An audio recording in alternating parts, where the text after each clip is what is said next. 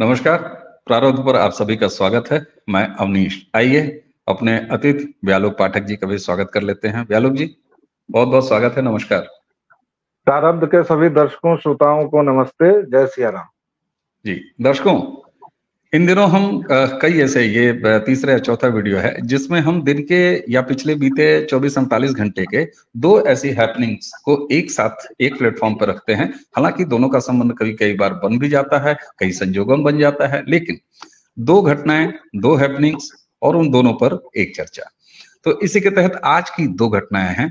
एक राहुल गांधी जी से जुड़ा हुआ है, दूसरा है राघव चड्ढा यानी आम आदमी पार्टी के जो राज्यसभा सांसद हैं उनको लेके बातचीत दोनों पे बड़ी रोचक रहेगी। राहुल गांधी की जो बात है, राहुल गांधी साहब के साथ पता नहीं ये क्या संयोग है, क्या दुर्योग है, मुझे नहीं समझ में आता कि उनकी ब्रांडिंग किस तरीके से की जाती है, या जानबूझ के ऐसे ही की जाती है, या राहुल गांधी ऐसे ही हैं।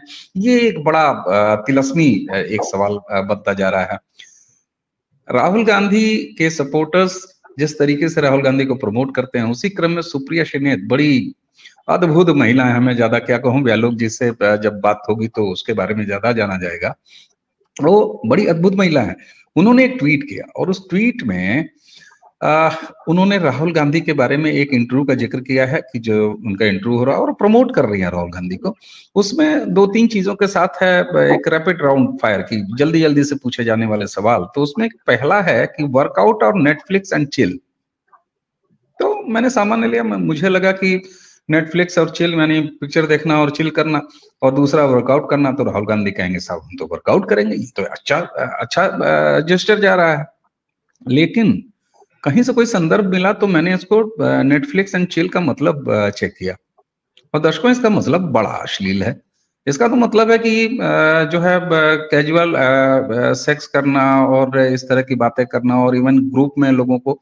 तो एक ऐसा स्लैंग है, एक इंटरनेट स्लैंग है, जिसको कि स्लैंग का मतलब कटकरेजी या कटबोली कह दीजिए, है ना। तो राहुल गांधी की ये कौन सी ब्रांडिंग हो रही है व्यालोक जी? जी।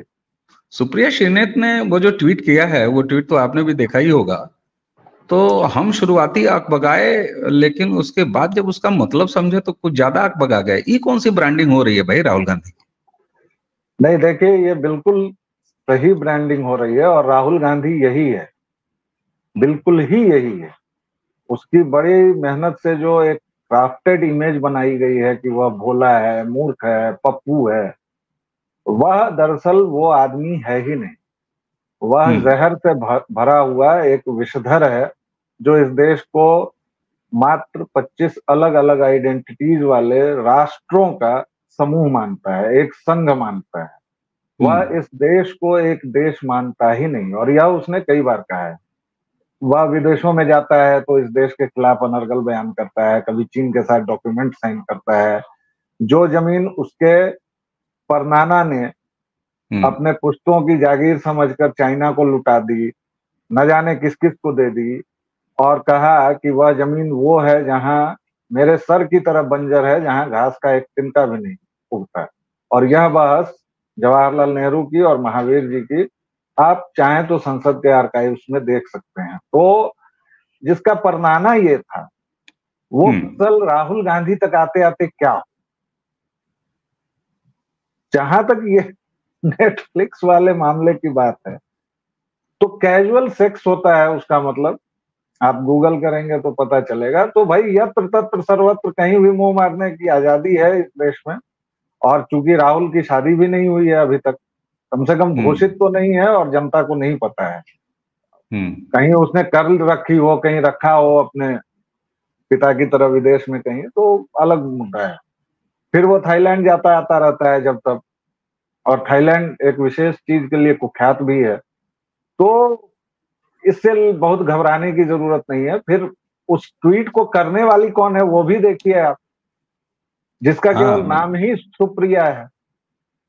बाकी वो हर एक मामलों में कू ही है, कुख्यात, बदजुबान, ताड़का, शूर्पणखा, आप उसको जो भी कहें।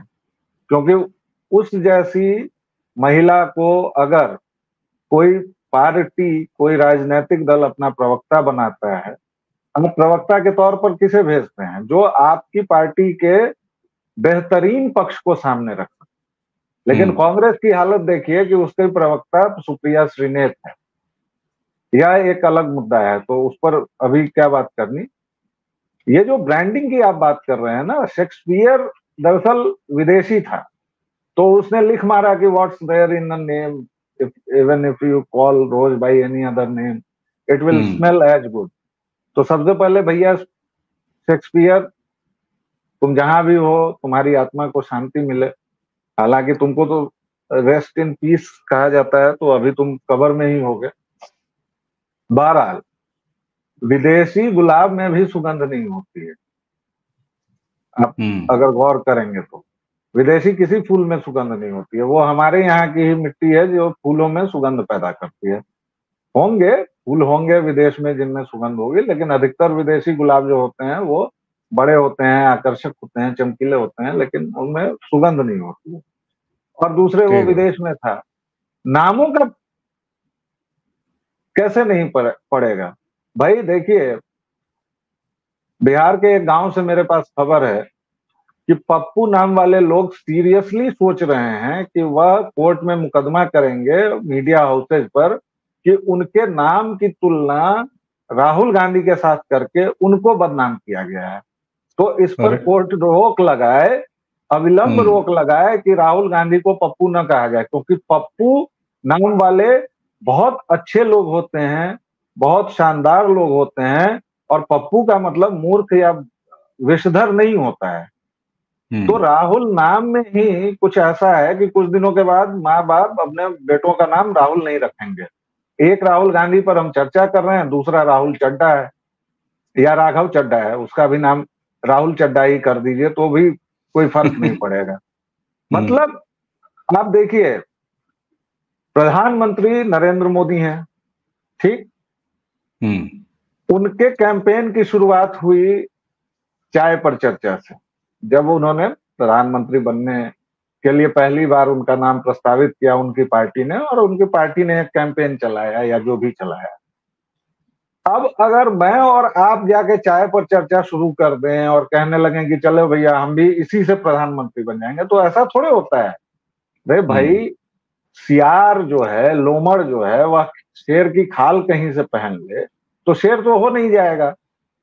उसी तरह विषधर अगर अपनी केंचुल छोड़ दे तो क्या उसका जहर उतर जाएगा। आप देखिए पिछले 6 महीने की रूटीन उसकी, जब से उसने भारत जलाओ यात्रा शुरू राहुल गांधी ने, आप उसकी रूटीन देखिए। कभी वो अचानक एक दिन जागता है नींद से और पता नहीं क्या करता है नहीं करता है, अचानक एक दिन जागता है और कहता है कि आज मैं किसान बनूंगा। एक फिल्म आई थी उसमें कोई पात्र था दुग्गल साहब, वो एमनेजिया से ग्रस्त था या जो भी, वो अलग अलग पार्ट करता है। एक फिल्म आई थी राजा बाबू जिसमें अनपढ़ गोविंदा तरह तरह के पेशेवरों के फोटो लगा के और फोटो खिंचवाता है कपड़े पहन के, अंगूठा छाप रहता है, लेकिन वो कभी आर्मी मैन बन जाता है, कभी नेवी में चला जाता है, कभी डॉक्टर में। तो राहुल गांधी वही कर रहा है भाई। अचानक एक दिन वह उठता है, कहता है कि आज मैं किसान हूं, आज हम चलेंगे ब्रो, आज हम लोग धन रोपनी करेंगे। अरे यार धन रोपनी करने की जगह थोड़ा सा मतलब थोड़ी सी पॉलिटिक्स कर लो भाई। इसी के लिए तुमको 13 बार तुम्हारी पार्टी ने लॉन्च किया, 25 बार। इतने मौके तो मतलब कोई किसी को नहीं देता है जितने इस पार्टी ने दिया, और पॉलिटिक्स में किसी को इतना मौका मिलेगा भाई। एक मौका मिला स्वयंसेवक को, वह पिछले 9 साल से प्रधानमंत्री बना हुआ है। एक मौका मिला था 10-12 साल वह आदमी गुजरात का मुख्यमंत्री बना रहा है। एक मौका पॉलिटिक्स में दिया जाता है, उसके बाद कोई आपका सगा नहीं होता है। लेकिन चूंकि यह पार्टी नहीं है, पर्सनल प्रॉपर्टी है, सोनिया माई की पर्सनल जागीर है, तो चलो बेटा जब तक मन होगा खेलेगा। जैसे हम लोग बचपन में क्रिकेट नहीं खेलते थे, तो जिसका बैट होता था वही बैटिंग पहले हम करब, हमारा आउट ना हो, इस तरह की बातें होती थी। ये ट्रक वाला बना, ये अमेरिका में कभी कभी गड़बड़ाने पे आउट होने पे जो है अपना बैट वैट लेके चल देता था जिसका बैट रहता था कि जाओ खेलना ही होगा। बिल्कुल, तो वही तो हुआ। हेमंत बिश्व शर्मा की गेंद पर आउट हुआ तो हेमंत बिश्व शर्मा को चले गए। इसकी मां ने कहा है कि तुम आउट नहीं हो। उसी तरह कांग्रेस से G22 बना, तमाम लोग गए ना, तो ये बैच रखे हुए है घर में, अकेले खेल रहा है। अभी भी कुछ मूर्ख हैं।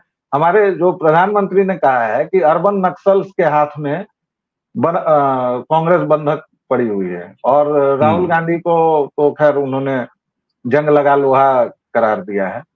तो प्रधानमंत्री की उपमाएं तो खैर बेजोड़ होती ही हैं, लेकिन जो उन्होंने कहा है वह बिल्कुल ठीक कहा है। आप देखिए कि राहुल के पास कौन है अभी सलाहकार के तौर पर? जेएनयू का वह लड़का है जो बाकायदा छेड़खानी के मामले में अर्थदंड भुगत चुका है, मतलब एक घोषित अपराधी है वह, और उसको ये लोग इतना बड़ा नेता बना रहे हैं। बेगूसराय से उसको टिकट दिया, भले हार गया, लेकिन कन्हैया कुमार की बात कर रहे हैं? हाँ, मैं उसको उस नाम से नहीं बुलाता, मैं उसका नाम लिंगलहरी रखता हूं, क्योंकि वह उसी मामले में उसने महिला के सामने बाकायदा पेशाब किया था और गुप्त अंगों की नुमाइश की थी, जिसके लिए उस पर बाकायदा जुर्माना किया था जेएनयू प्रशासन ने। और वह आदमी आज बात करता है, उस पार्टी के लोग आज बात करते हैं महिला शक्ति की और विधुड़ी की और पता नहीं क्या क्या की। कांग्रेसियों के कुकर्म इतने हैं कांग्रेसियों के कुकर्म, कि उनको अगर तनिक भी लज्जा 5-6 किलोमीटर दूर से भी छूकर गुजरती ना, तो कोई कांग्रेसी खुद को कांग्रेसी नहीं कहता और वो खुदकुशी कर लेता है। तो वो इसका नेता है। इसकी बहन है प्रियंका वाड्रा। प्रियंका वाड्रा का दाहिना हाथ कौन है? वो भी एक जेएनयू का है, संदीप उसका नाम है। और उसके अलावा देख लीजिए आप, चाहे वो जयराम रमेश हो, चाहे मणिशंकर अय्यर हो, या जो भी हो, सब के सब उसी विचारधारा के पोषक हैं, उसी विचारधारा के समर्थक हैं, जो कहता है कि भारत तेरे टुकड़े होंगे या अफजल हम शर्मिंदा हैं। अभी आप देखिए कि इस आदमी ने एक पूरी जाति को गाली दी, पूरे ओबीसी समाज को गाली दी इसने, जिससे इस पर कोर्ट पर मुकदमा भी हुआ, फिर सजा भी हुई। ये निलंबित तक हो चुका है संसद से। और इसकी बरजोरी देखिए कि अब ये हर एक जगह जाके ओबीसी ओबीसी ओबीसी रखता है। जब इसकी मां 10 साल तक प्रधानमंत्री थी, और दर्शकों मैं फिर आपको कह दूं कि ये मुझसे स्लिप ऑफ टंग नहीं होता है, इसकी मां ही प्रधानमंत्री थी, प्रधानमंत्री मनमोहन जी नहीं थे। क्योंकि आप लोगों ने कई बार कमेंट में कहा है कि सोनिया कब प्रधानमंत्री बनी, इसलिए मैं बार बार कहता हूं कि सोनिया ही प्रधानमंत्री थी। तो जब इसकी मां 10 वर्षों के लिए प्रधानमंत्री थी और इन्होंने एक 56,000 करोड़ का एक्स्ट्रा वैगेंजा किया था, कास्ट सेंसस केवल केंद्र सरकार करा सकती है। इन्होंने कास्ट सर्वे के नाम पर एक पूरा गोरख धंधा किया। आपको पता है उसमें स्वर्गीय अरुण जेटली ने 10,000 से ऊपर गलतियां निकाल दी बाकायदा। उसमें 5 लाख इन्होंने जातियां बना दी हैं। जितने गांव हैं उतनी जातियां भारत। अब बताइए, आप कर लेंगे वो कास्ट सर्वे? वो ठीक होगा तभी तो सरकार उसको रिलीज करेगी। लेकिन ये झूठा, ये आदमी झूठा है, ये सांसद होने के लायक नहीं है, इसकी सांसदी छीन लेनी चाहिए। ये लगातार झूठ परोसता है। ये कहता है कि अभी जो सचिव हैं ओबीसी मात्र 3 हैं। इस विषधर को कोई जाकर बताए कि 91 बैच, 30 वर्षों की सेवा जब यूपीएससी में कोई भी कंपीट कर लेता है, कोई भी आईएएस, तब जाकर वह सचिव के रैंक पर पहुंचता है। ओबीसी का प्रमोशन में या इसमें ओबीसी आरक्षण लागू हुए कितने साल हुए हैं भाई? अभी 91-92 बैच के बन रहे हैं। प्लस ओबीसी को समय सीमा में उम्र में जो छूट मिलती है 7 साल की, या अटेम्प्ट्स में जो छूट मिलती है, उसके आधार पर व्यक्ति अधिकतम कितने साल की सर्विस कर सकता है? 30 साल। बिल्कुल ठीक बात। तो ओबीसी का जो 91-92 का बैच है भैया, उसमें 3 ही है, तो क्या मोदी जी वह खुद कर देंगे? कहेंगे कि नहीं, जो भी मतलब ओबीसी बस है तो लाओ, उसका न पदानुक्रम से तुम पदोन्नति करो, न क्रम से कुछ करो। क्योंकि राहुल गांधी नामक एक विषधर कह रहा है बार बार, चूंकि वह इस देश का मालिक है, तो इसलिए पूरी सरकार 3 की जगह 30 या 60 ओबीसी को सेक्रेटरी को ले आके बिठा दी। ये इसका हाल है। ठीक बात है। अच्छा, वहां की सरकार ने आरक्षण क्यों नहीं लागू किया? इसने उस समय कास्ट सर्वे क्यों नहीं किया? इसने मोदी नाम के सरनेम को पूरे समाज को गाली दी, इसके बावजूद ये छुट्टा घूम रहा है। और इसकी बेशर्मी की इंतहा देखिए, इसकी निर्लज्जता की आप पराकाष्ठा देखिए कि यह आदमी ओबीसी का नाम लेता है, यह आदमी ओबीसी के बारे में बात करता है। बिल्कुल ठीक बात है। और जिस तरीके से राहुल गांधी इस पे जातीय जनगणना का सवाल को लेके आगे आगे कूद रहे हैं, तो ट्विटर पे ही अब एक्स है, लेकिन जबान पे तो दर्शकों ट्विटर ही चढ़ा हुआ है। वहां लोग उनसे पूछ भी रहे हैं बाकायदे कि भाई साहब ये बताइए, 65 साल तो आप ही थे, आज तक आपको ये गिनती नहीं समझ में आ रही थी कि ये गिनती करवा ली जाए? तो जैसे प्रधानमंत्री भी कहते हैं ना ब्यालुक जी, हाउस में प्रधानमंत्री ने कई बार मजाकिया लहजे में कहा है कि दरअसल आपको भी उम्मीद मोदी से ही है, इसीलिए आप जो अब तक नहीं कर पाए वो काम भी हमसे कराना चाहते हो, क्योंकि आपको पता है कि हम करा सकते हैं। बहरहाल, अच्छा, राहुल गांधी की ब्रांडिंग तो देखिए, एक दशक से ज्यादा समय हो गया है, न जाने कितने लड़के पैदा हुए और बालिग होके अपना काम कर रहे हैं, लेकिन होता है कुछ लोग नाबालिग रह जाते हैं, छूट जाते हैं, बालिग होने वाली लाइन में जो है पीछे छूट जाते हैं। तो इनकी जो 14वीं 15वीं या आगे न जाने कितनी बार इनकी लॉन्चिंग होगी, राहुल गांधी के आगे पीछे जो उनकी मीडिया मैनेजमेंट की टीम है, जो उनकी पीआर की टीम है, उनमें अंग्रेजी नहीं समझने वाले, या सुप्रिया श्रीनेत को ही अगर मैं कहूं तो ऐसा तो है नहीं, ये तो अच्छी खासी अंग्रेजी दां है।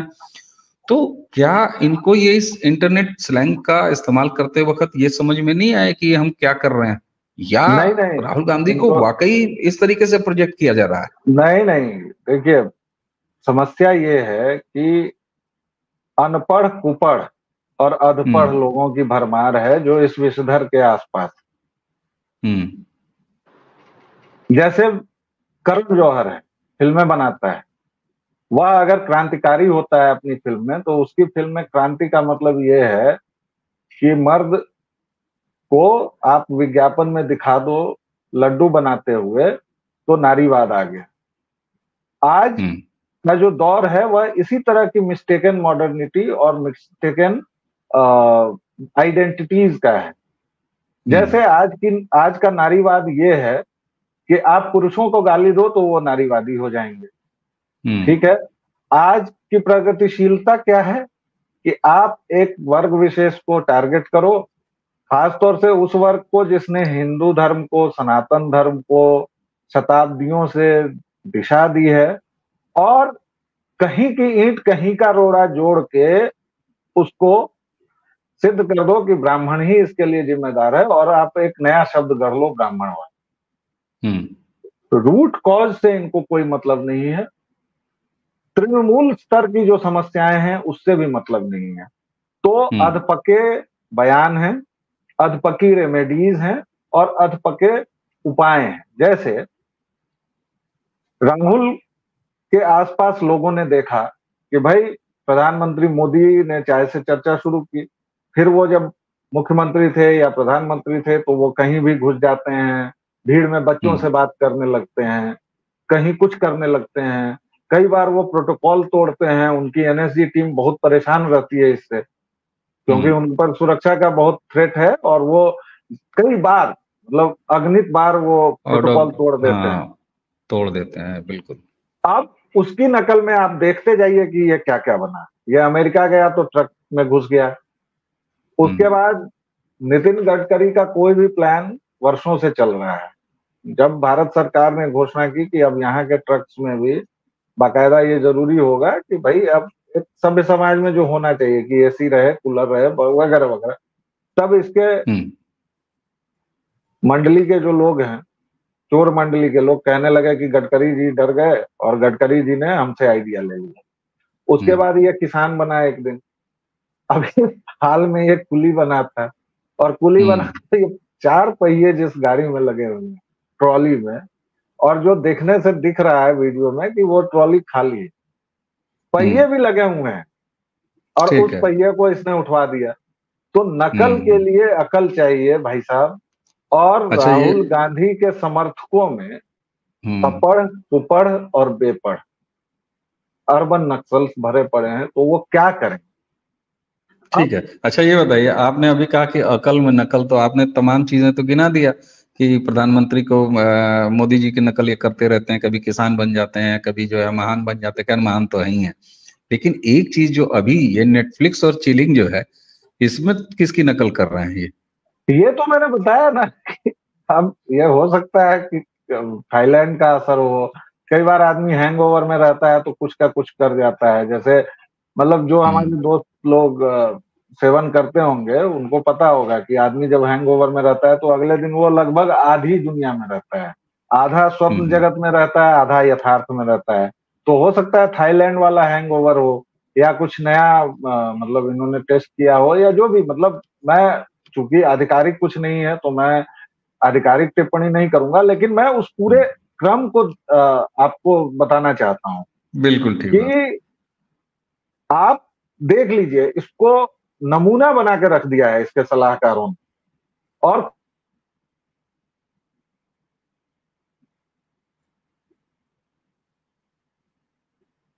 सारी सीटें हार गया। एनएसयूआई को मतलब एक सीट जिस तरह से मिली है, और ये भाई साहब डूसू भी पहुंचे थे। जिस वक्त पहुंचे सब ने कहा था कि लीजिए भाई, भाजपा का स्टार प्रचारक आ गया, अब एनएसयूआई को कोई नहीं बचा सकता। ठीक तो बात है। आप दिल्ली चुनाव की जिक्र कर रहे हैं। मैं दिल्ली में दिल्ली यूनिवर्सिटी। दिल्ली यूनिवर्सिटी के जो दिल्ली यूनिवर्सिटी स्टूडेंट जी। यूनियन चुनाव हुए हैं उनका जिक्र कर ठीक रहा बात। हूं। उसमें बिल्कुल विद्यार्थी परिषद जीती है।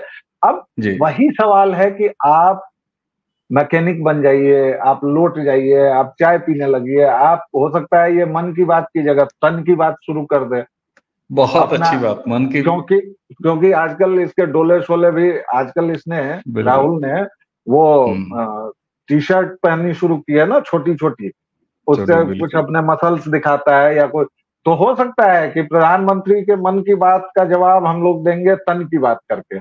और ये लोग, ठीक बात। ये अधम लोग किस ऑफ लव और स्मूच और ये सब नाइट्स का आयोजन तो कर ही चुके हैं। जेएनयू में, जादवपुर विश्वविद्यालय में, सड़क पर चलते हुए चुम्मा चाटी कर ही चुके हैं।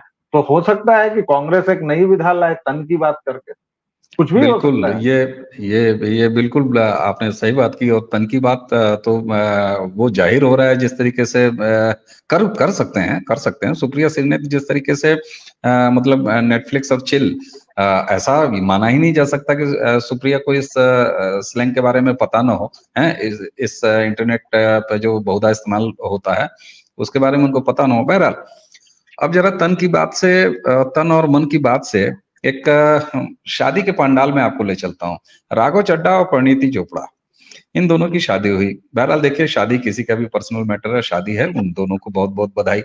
लेकिन एक सवाल, न इस देश का स्थापित मीडिया, न सेक्टर 16 का, फिल्म सिटी का वो टीआरपी खोर मीडिया, कहीं कोई आवाज नहीं आ रही है कि एक व्यक्ति जिसकी सालाना कमाई 2.44 यानी 2.5 लाख रुपए साल का कमाता है, ऐसा उसने अपने इलेक्शन परिपत्रों में दाखिल किया हुआ है।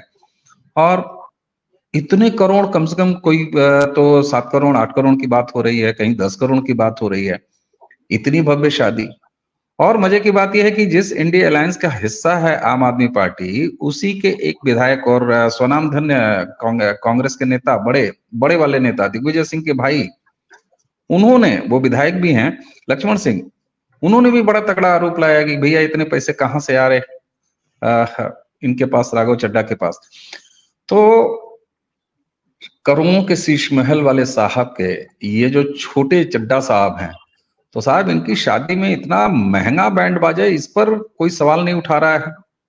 कहां से आ गए इतने सारे पैसे इन जो सुचिता की राजनीति के जो दामाद लोग आए थे भारतीय राजनीति में, अरविंद केजरीवाल, उनकी आम आदमी पार्टी जो आम आदमी की बात किया करती थी, अब तो साहब करोड़ों के मामले चल रहे हैं।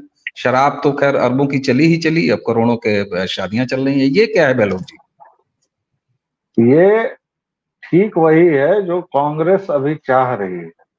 और ये सब के सब कांग्रेसी संस्करण ही, चाहे वो आपिये हों या कम्युनिस्ट हों या झापिये हों, कोई भी। ये जो सो कॉल्ड इन्होंने गठबंधन बनाया, आपको याद होगा 2019 का चुनाव प्रचार चल रहा था, और उस समय खुलकर पत्रकारों ने केजरीवाल के पक्ष में समर्थन दिया था और किया था। आशुतोष तो खैर पार्टी में ही चला गया था। बाकी जो भी सो कॉल्ड तथाकथित बुद्धिजीवी थे, पत्रकार थे, पुण्य प्रसून का वह वीडियो आपको याद होगा जिसमें वह सवाल भी बता रहा है, जवाब भी बता रहा है, बहुत ही क्रांतिकारी हो गया। उसी दौर का एक वीडियो है जो इस धरती के सर्वाधिक कट्टर, ईमानदार और देशभक्त पत्रकार माननीय रवीश कुमार जी ले रहे हैं। वह राघव चड्ढा के साथ वॉक द टॉक कर रहा है और एनडीटीवी का माइक उसके हाथ में। वहां ये अच्छा, इंटरनेट बड़ी मजेदार जगह है।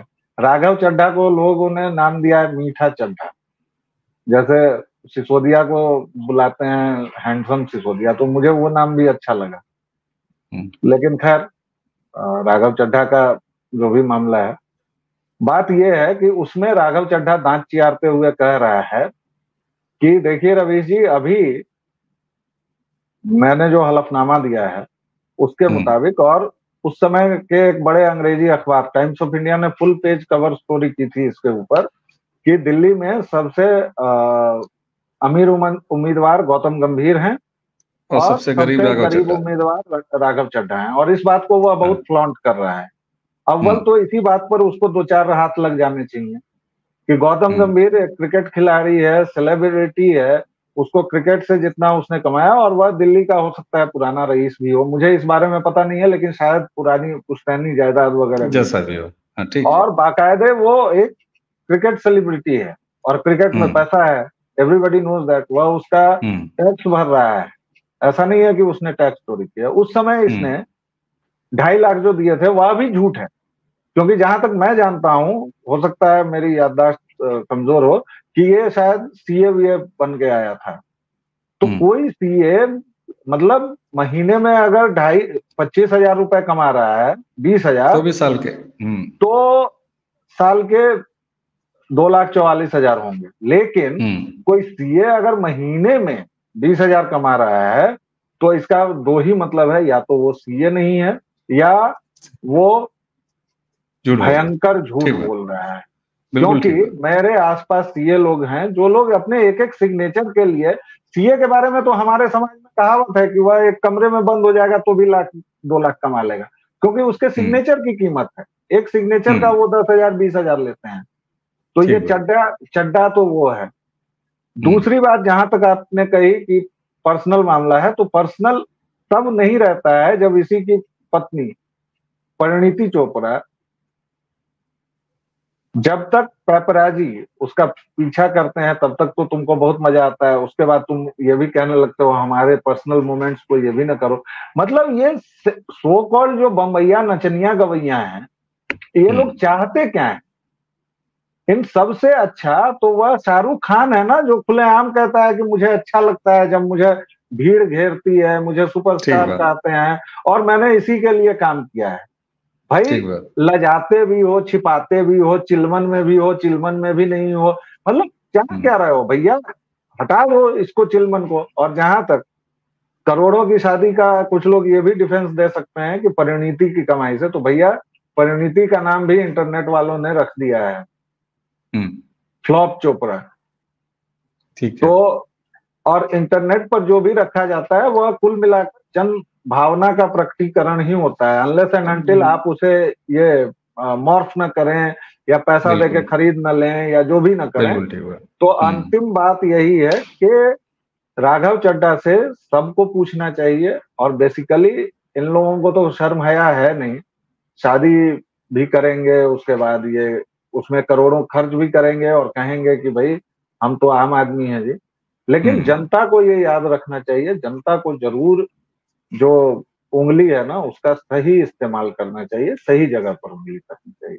बिल्कुल बिल्कुल ठीक बात। और करोड़ों की शादियां करने वाले ये आम लोग कैसे हैं? तो आपने कहा ना कि इंटरनेट एक बड़ी मजेदार जगह है। वाकई इंटरनेट जहां से इधर से हवा चली नहीं कि उधर वाली हवा जो है पुराने खरपतवार लेके चली आती है सामने और अपने ही मुंह पे चिपक जाता है वो सारा मामला। तो ये विशेषता भी है आज के इंटरनेट के युग की। दर्शकों, हमने दो घटनाओं पर एक बार फिर व्यालोक जी के साथ चर्चा की। एक तरफ राहुल गांधी, जिनकी ब्रांडिंग न जाने क्या क्या हो रही है, और मैं तो कहूंगा इस वीडियो के बाद आप जाइए सुप्रिया श्रीनेत जी के ट्विटर हैंडल पे, एक्स हैंडल पे, वहां पर अभी भी वो ट्वीट उसी तरह है, और नीचे आप जैसे हम जैसे जो समाज का है पूरा समाज जाके वहां पे पूछ रहा है, बहुत सारे लोग टोक रहे हैं। तो आखिर राहुल गांधी जी की ये एक नई अवतार की ब्रांडिंग कहाँ है? अब भाई ये मामला जो है अभी नेटफ्लिक्स एंड चिल से शुरू हुआ है, ये आगे कहाँ कहाँ तक जाएगा? व्यालोक जी ने जैसा कहा है कि मन की बात के जवाब में तन की बात, तो एक तरफ मन की बात, दूसरी तरफ कांग्रेस के राहुल गांधी के तन की बात, और दूसरी तरफ एक ऐसे आम आदमी जो 2.5 लाख रुपया साल कमाते हैं लेकिन करोड़ों शादियों में खर्चा कर जाते हैं। और व्यालोक जी चलते चलते, आपने कहा ना शुरू में ही कि उस समय ये कहा गया कि गौतम गंभीर जो है वो सबसे, तो आपने कहा वो तो क्रिकेट के खिलाड़ी हैं, तो अगर ये तर्क वहां दिया जाता तो ये तर्क यहाँ भी दिया जाएगा ना कि भाई परिणीति के जो है उनके पास पैसा है, वो तो है, लेकिन तुम्हारी ईमानदारी कहाँ गई as a person, as a Raghav Chadha, ये पूछने की बात है। तो इस समय भारत में नई राजनीति, किसी समय भारत में नई राजनीति की बयार लेके आने वाले जो आम आदमी पार्टी हैं, अरविंद केजरीवाल है, उनकी पार्टी का क्या हाल चल रहा है? सत्येंद्र जैन साहब बाहर हैं, सुना है सुप्रीम कोर्ट ने फिर उनको कहा है कि भाई आपका जो डायरी है उसमें आपने जिस तरीके से पैसे का कमाई का हिसाब किताब लिखा है, ऐसा लग रहा था कि नए साल का कैलेंडर हम देख रहे हैं अगले साल का। तो इस तरह की भी टिप्पणियां आ रही हैं। दर्शकों, हमारी ये खिचड़ी चर्चा, यानी दो विषयों को लेके एक साथ आपको अपडेट करने की चर्चा, ये जो तरीका है वो कैसा लग रहा है? हालांकि आपने पिछले हमारी दो चर्चाओं को बहुत स्नेह दिया है। तो इसी के साथ आज की इस चर्चा के लिए व्यालोक पाठक जी को देते हैं धन्यवाद, और आप सबको प्रणाम करते हुए आपसे लेते हैं विदा। व्यालोक जी बहुत बहुत